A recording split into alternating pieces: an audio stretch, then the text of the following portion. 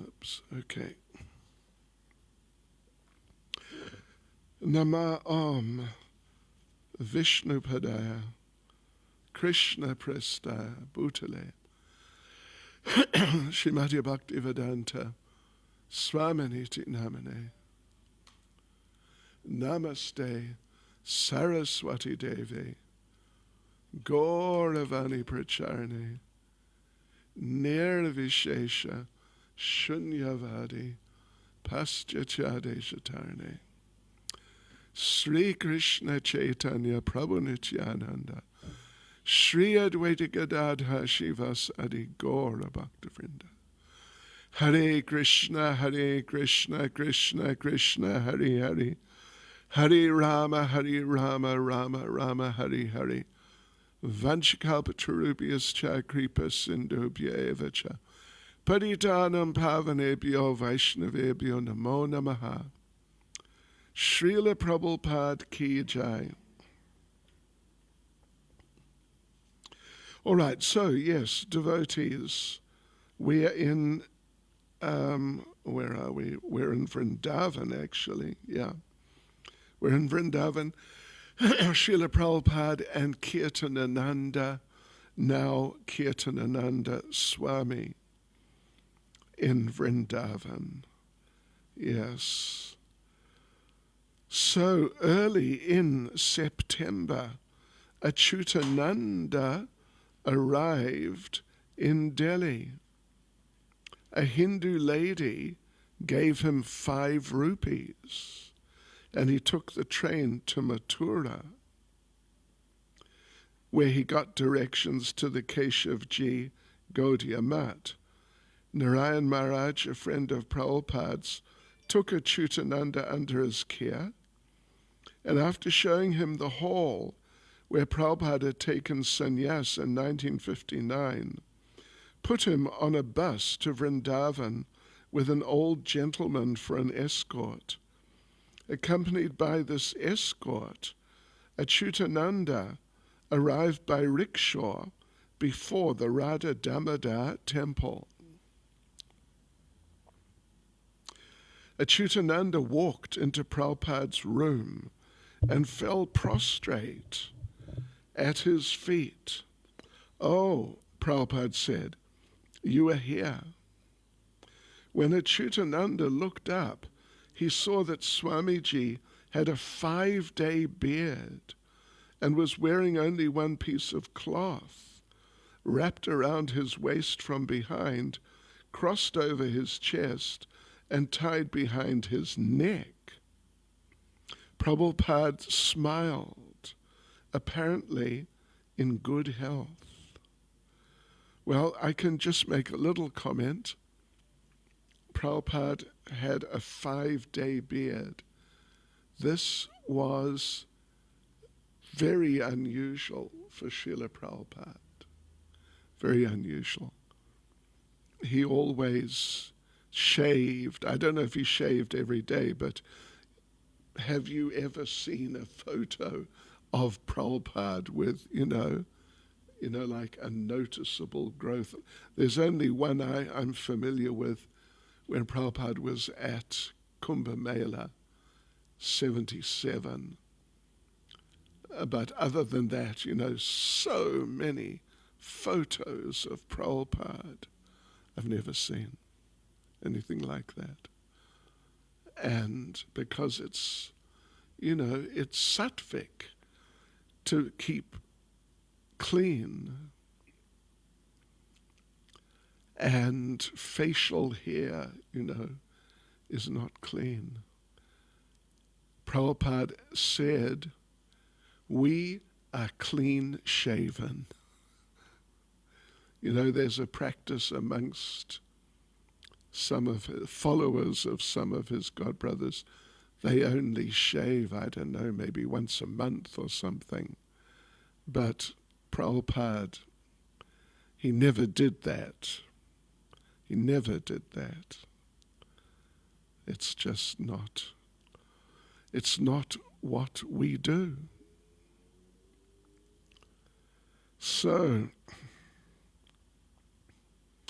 Kirtanananda Swami also greeted Achyutananda and showed him his new danda.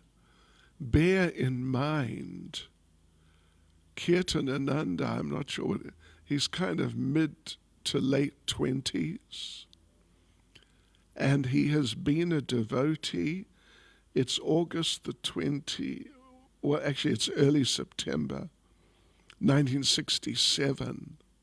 He has been a devotee about a year or something. Yeah.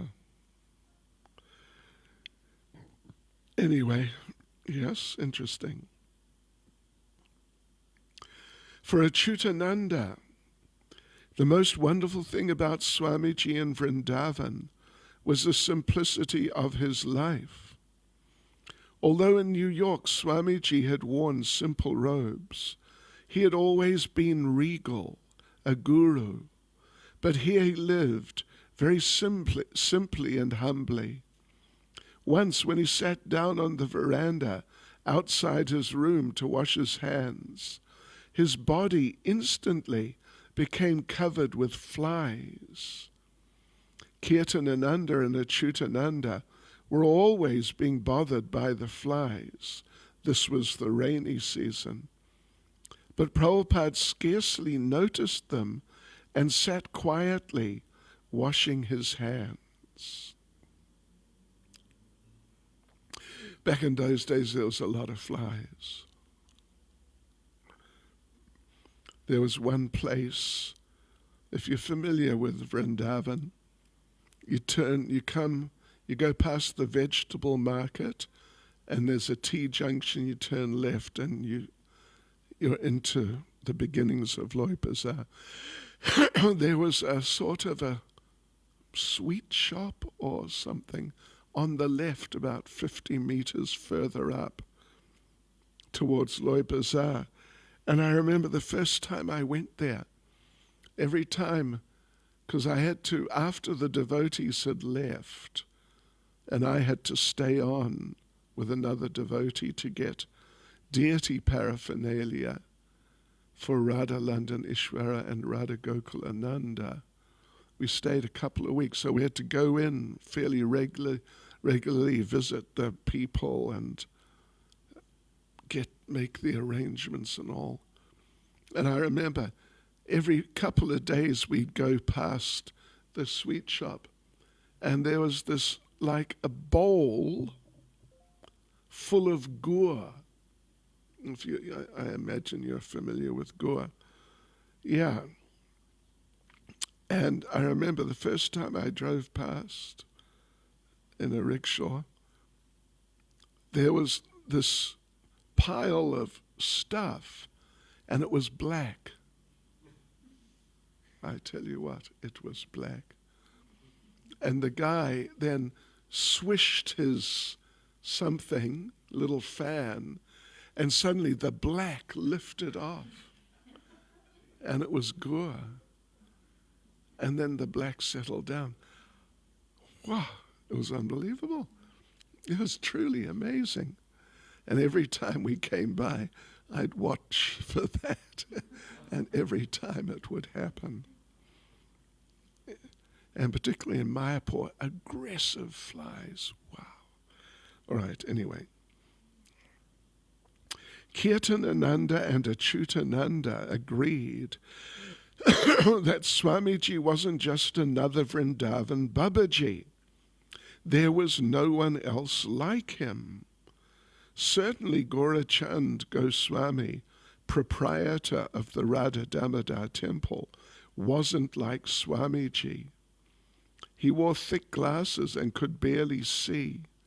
And when Kirtanananda and Achyutananda went before the deities in the temple, Gaurachandra Goswami asked them loudly, "So how do you like him?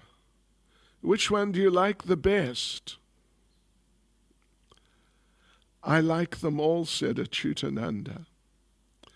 "I like that big one on the end there," said the priest, pointing in an offhand manner at the deity of Krishna. It looks a bit like General Chowdhury. Okay. The Swami's boys exchanged looks. What kind of guys are these? And went back to Swamiji for an explanation. Yeah, I never really knew him, Gorachand. But that's Radha Damodar. There's 4 sets of big Radha Krishna deities on the altar, and one set is really big, like 6 feet tall. So, yes, they are caste Goswamis, Prabhupada explained. The original Goswamis, such as Jiva Goswami, who established the Radha Damodar temple, had engaged householders to worship the deities. And these caste Goswamis were descendants of those first householder pujaris. Prabhupada explained that the caste Goswamis were the proprietors of the temples, and that they maintained the temples and ran the deity worship as a business to support their families. Several years ago, each of the deities now on the altar had his own temple, land, income, and priests. But for economy, the Goswamis had sold the property, reduced the opulence of the worship, and amalgamated the deities. There were many other interesting characters. The old widow, Sarajini, with bald head and sika, and calloused bare feet, who slept in a room by the gate of the temple and swept Swamiji's kitchen and washed his clothes. Panchudas Goswami, the temple proprietor's son, who always chewed pan and went around sleepy-eyed in a silk dhoti with a red embroidered border. Yeah, well, if you chew pan all the time, you'll be going around looking sleepy, because it's, well, they mix stuff in with the pan too, like typically tobacco and you know, there are marijuana shops. Did you know that? You saw that? If you can read Hindi? Anyway, yeah, there's shops, small shops, and over the top, in Hindi, of course, it says bhang, which is marijuana, and they sell it. In India, it's not illegal. And, you know, you drive around, and in some places, you see a whole field of marijuana growing. It's a cash crop. Now, don't anyone get any funny ideas. Okay, so another interesting character. The dark old Babaji who came at night, who was constantly laughing, and who made sandalwood paste for Swamiji. The local herbal doctor, Vanamali Kaviraj, who presided, brightly smiling, from behind a desk in a tiny chamber, filled from ceiling to floor with little bottles, and a famous pundit who visited Swamiji and wore a gold-linked tulsi necklace and diamond rings. All of these persons were devotees, residents of holy Vrindavan, but no one was like Swamiji. Famous story, which I'm sure some or maybe even all of you have heard, that one, back in those days, just like maybe a year later or something, when some more devotees came, well, actually more than years, probably 1970 or even 71. So one boy from America just arrived in Vrindavan, and he was sort of on his own. And so after a few days, he went to visit some of the main temples in Vrindavan town. So he went into one temple and offered his obeisances, and, he behaved himself in a very pleasant way. And he spoke, the pujari spoke some English, so they spoke, and our devotee was very respectful and like that. And in the end, as the devotee is about to leave, the pujari came up to him and said, you're very nice. You're a nice devotee.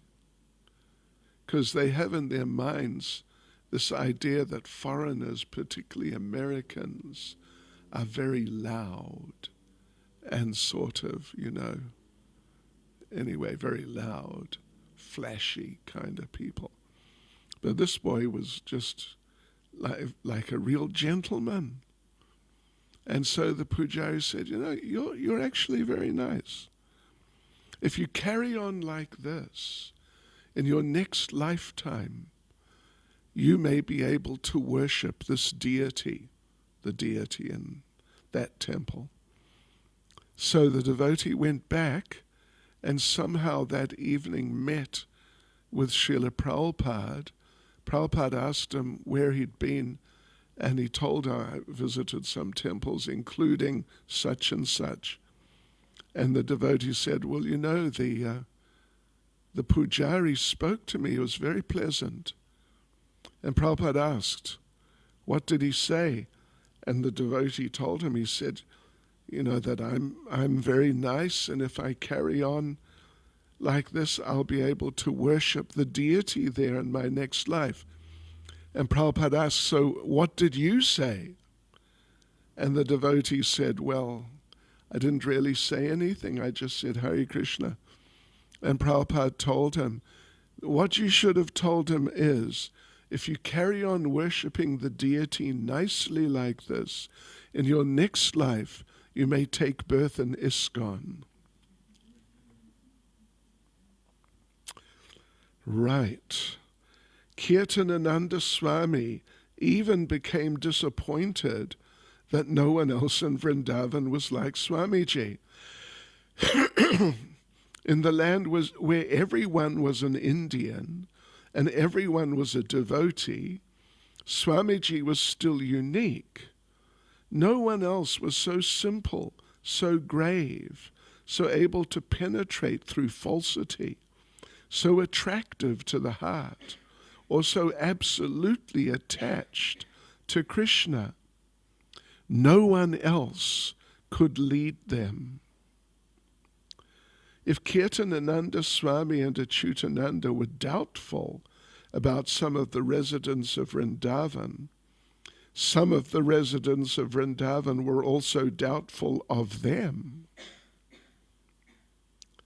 When a European hippie couple wandered into Vrindavan one day, Achyutananda accompanied them to some of the temples, but at the Ranganath temple they were refused entry.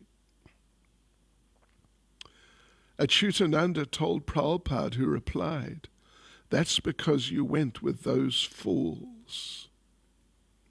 When Prabhupada walked in the streets, people regularly nodded to him with respect, saying, Dandavat Maharaj. But they were cautious about accepting his American followers as Vaishnavas. Well, even that temple, the Ranganath temple, if you're familiar with Vrindavan, it's the biggest temple, South Indian, very South Indian style, Sri Vaishnav temple, and big, really, by Vrindavan standards, really big. And they wouldn't allow Westerners in until, I think, maybe 10 years ago. They started allowing Westerners in, which is very unusual. Otherwise, it's only in Orissa where they still don't allow Westerners in. Srila Prabhupada, accompanied by his 2 disciples, again visited Swami Bon. Riding to Swami Bon's institute by rickshaw, Prabhupada told Achyutananda that Swami Bon had started the institute as an academy of Vaishnava studies, but had affiliated with Agri University because the institute had not been bringing in any money.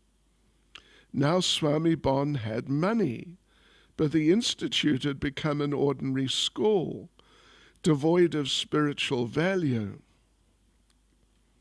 As Srila Prabhupada and his disciples sat in Swami Bon's parlor, Bon Maharaj made it clear that although he would not donate land for Prabhupada's American house, Prabhupada's students could come and study at his institution. Achyutananda, he suggested, could be the first one. Well, you know, what happened was, not with Achyutananda, but with another devotee named Rishikeshananda. Prabhupada accepted the offer, and a handful, like less than 5, I think, of his disciples went there to study Sanskrit, but this Rishikeshananda went there. And Bon Maharaj preached to him against Prabhupada and told Rishikeshananda that he should take sannyas from him. And Rishikeshananda did. And Prabhupada got so angry and so upset. I won't even tell you what he said, unless we come across it as we read. But it was just completely, Prabhupada was so upset. And this whole practice of reinitiating devotees who are initiated by a guru who's in good standing, it's just totally out.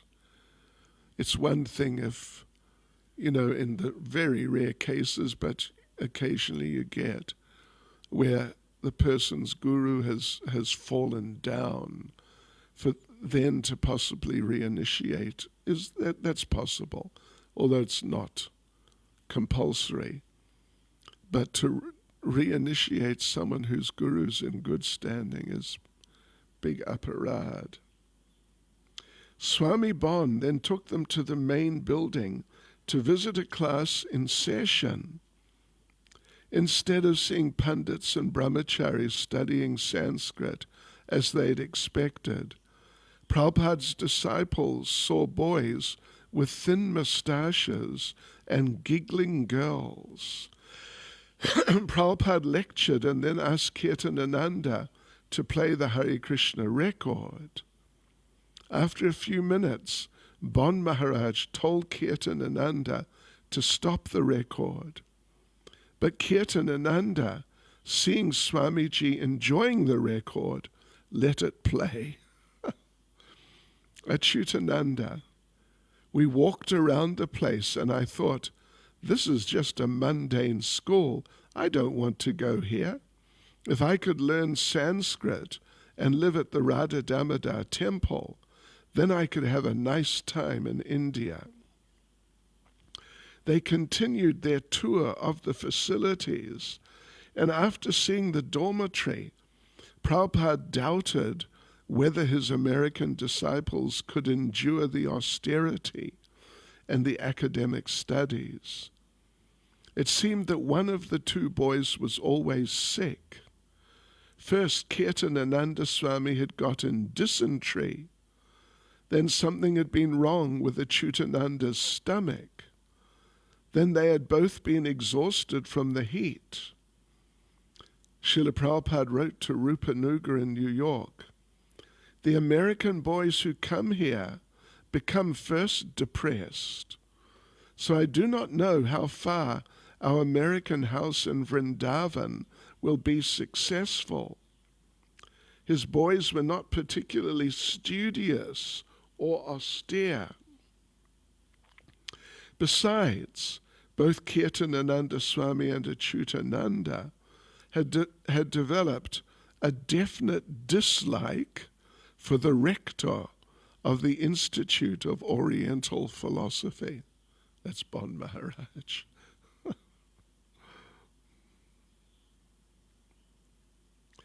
And Srila Prabhupada obviously had reservations about the place. "You can go and study there," Prabhupada told them, "but don't live there. Live at the Radha Damodar temple and go. You can get a bicycle and go there." Gradually, the idea of immediately acquiring an American house in Vrindavan began to dwindle. Prabhupada needed his own place for his disciples, and that would take time. Let's just have a look here.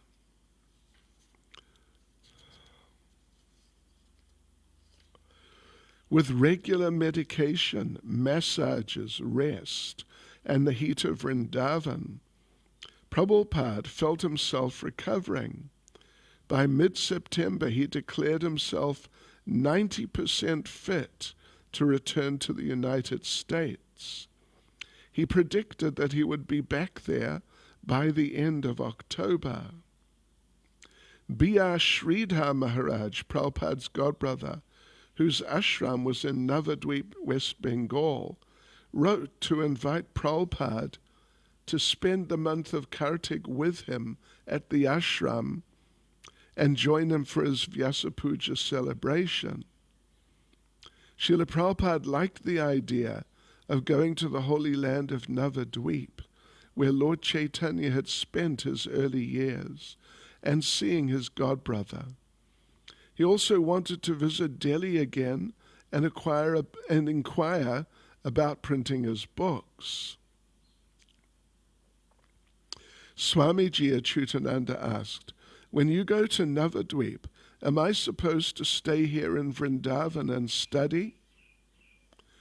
"Don't you want to see the birthplace of Lord Caitanya?" Prabhupada asked. Achyutananda did, and Prabhupada, Kirtanananda Swami and Achyutananda left Vrindavan together and returned to the Chippiwada temple in Delhi. For Prabhupada's two disciples, life at the Chippiwada temple was hard. Delhi was blazing hot and lacked the charm of Vrindavan. There was water for only 2 hours a day, early in the morning, and that only a slow trickle. They would fill 2 clay jugs for Prabhupada's room and several buckets for his bath and their own, and then there would be no more water for the rest of the day. A mongoose ran freely through the building. You know that when I mentioned 76, when me and another devotee, we had to stay on into April. Some like into the middle of April, and it was getting hot. It was really getting hot.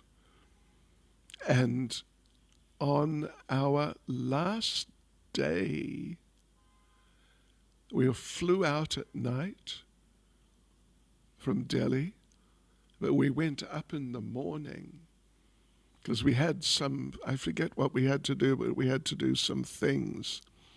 So it was just so hot. I'd never been in, and I think I have never been in since then, weather that hot. Like probably well over 45 degrees. It really was hot.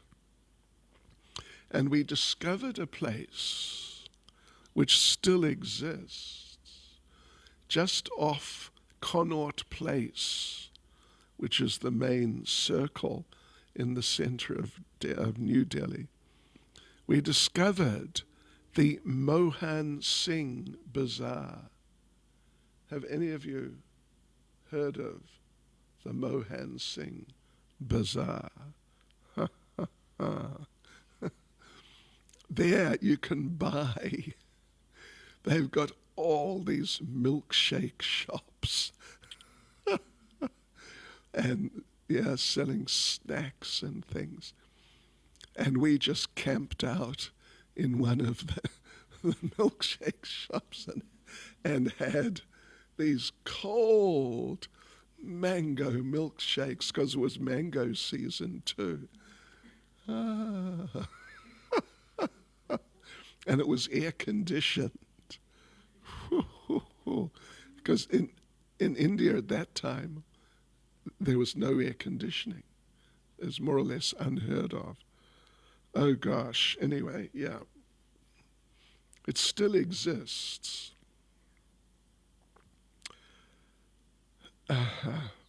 So, okay, a mongoose ran freely through the building. Do they eat snakes? Achyutananda asked. They eat snakes, said Srila Prabhupada. They eat garbage. They eat anything.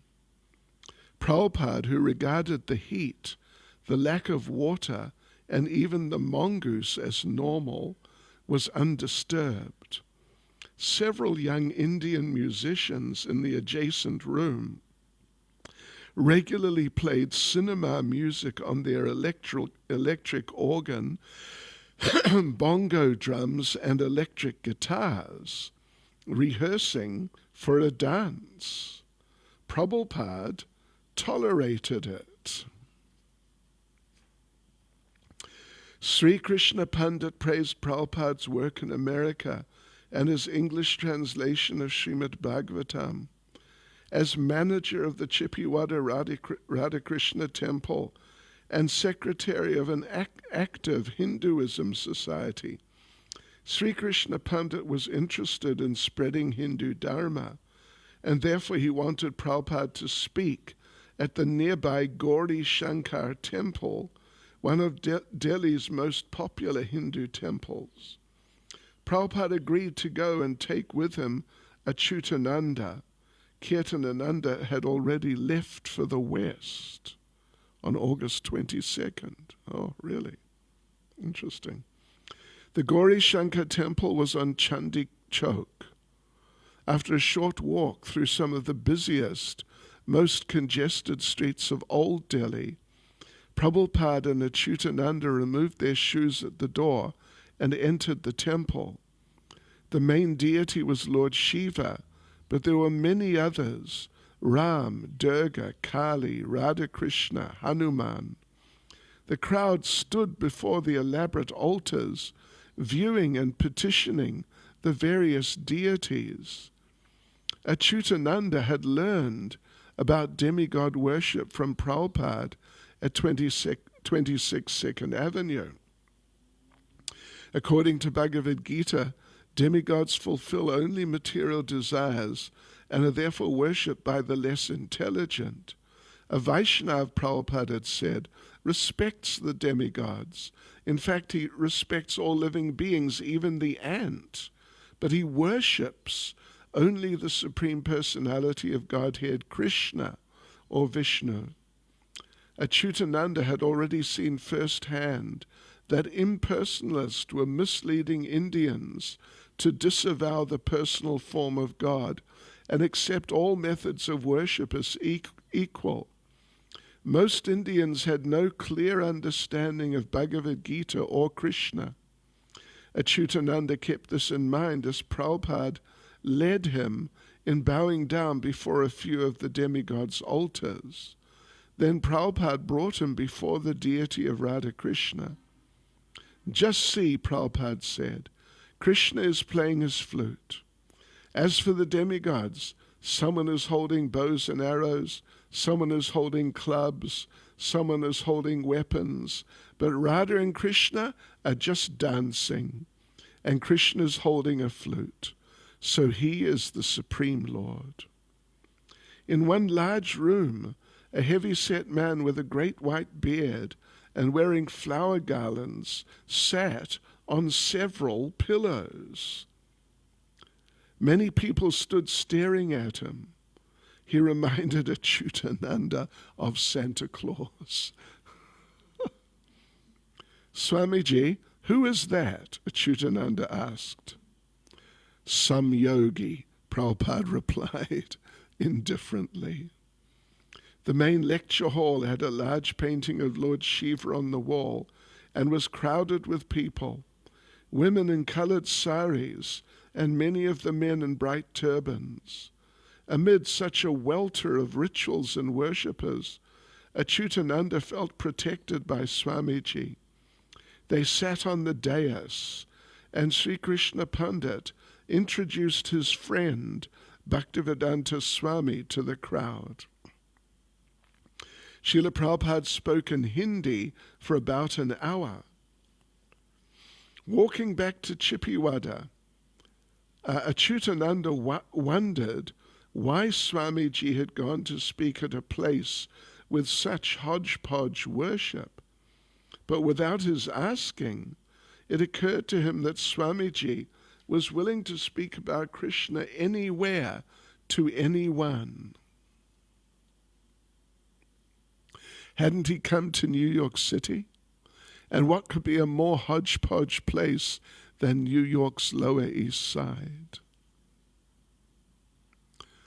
Sitting on the veranda outside his room, Prabhupada could see the huge domes of the Jama Mosque in the early evening sky. One evening as Prabhupada sat softly chanting japa, and as Achyutananda, who had not yet memorized the Gayatri mantra, sat nearby reading it to himself, a Hindu gentleman came and conversed with Prabhupada.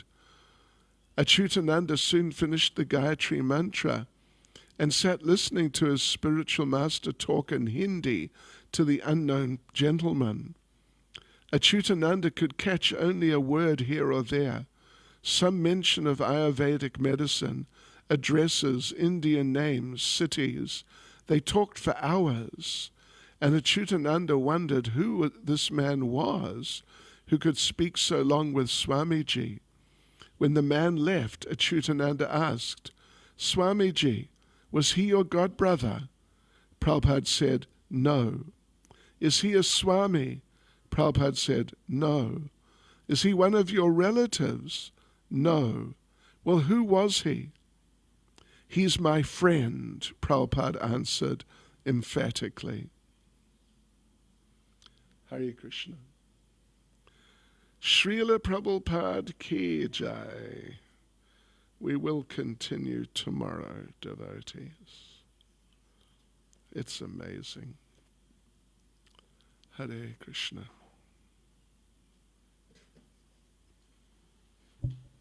Oh, a question. Sorry. Should have thought.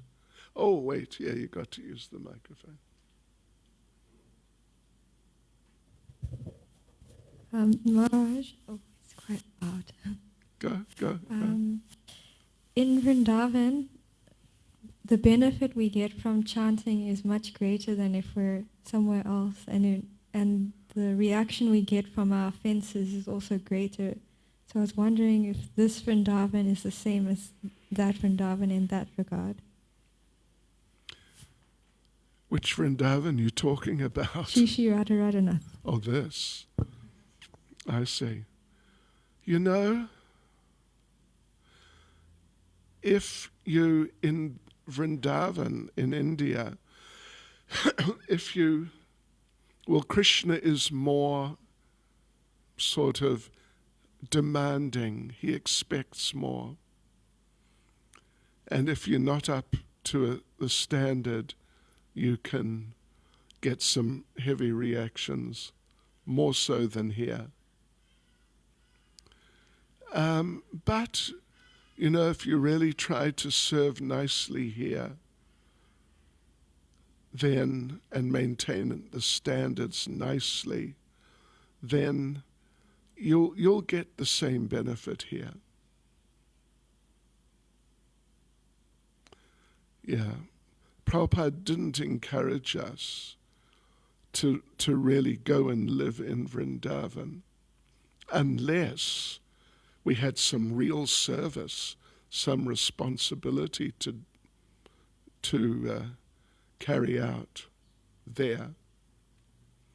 Actually, Prabhupada didn't like devotees going anywhere unless there was some real need in Krishna's service.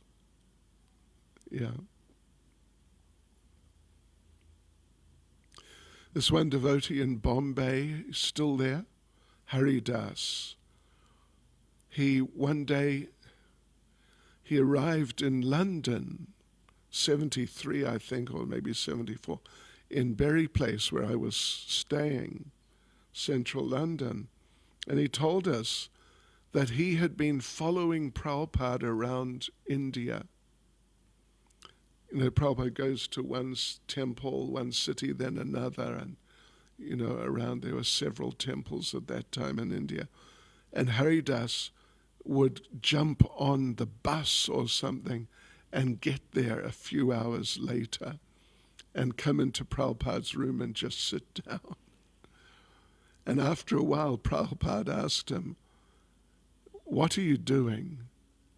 Haven't you got some service?" And Haridas said, "Well, you know,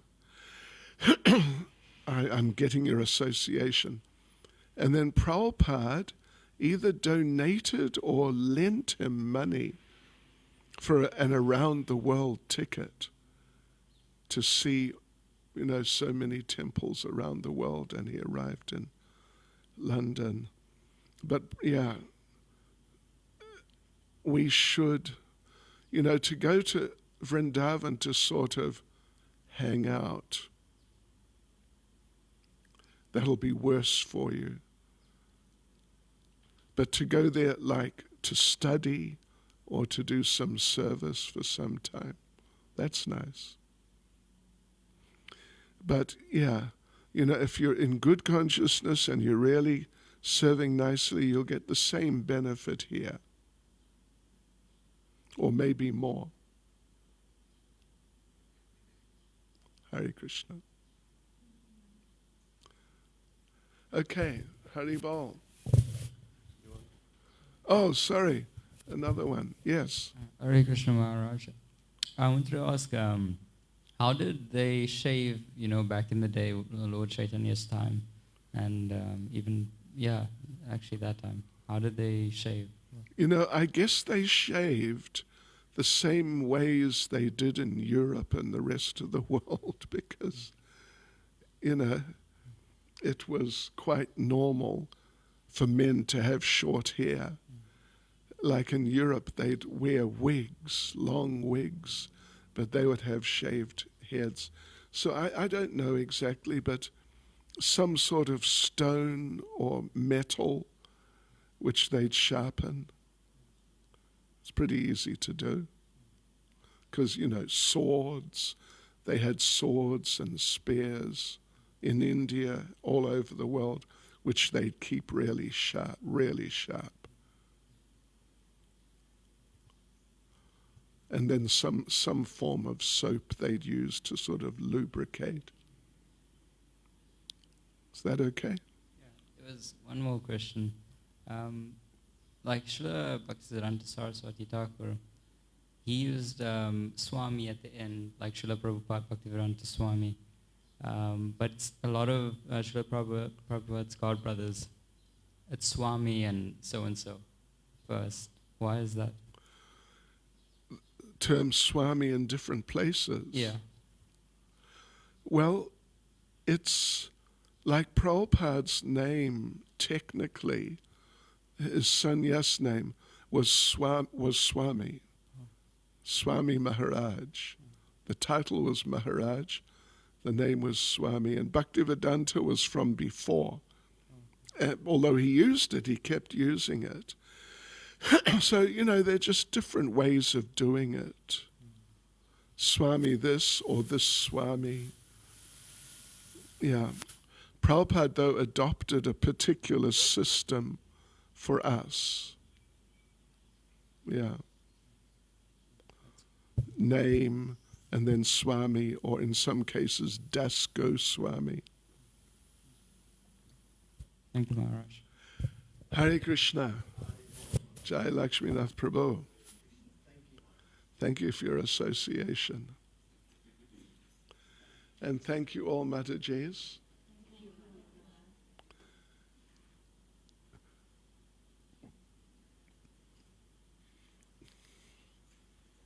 And thank you for the nice Veda. The only thing was, there was no chutney.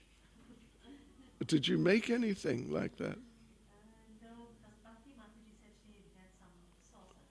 Well, I had a sauce, but you made for everyone, or you just made for me? No, for everyone. Oh, and was there sauce for everyone? We had to go. You like it just like that? Okay. I like it with a sauce or a chutney to lubricate it.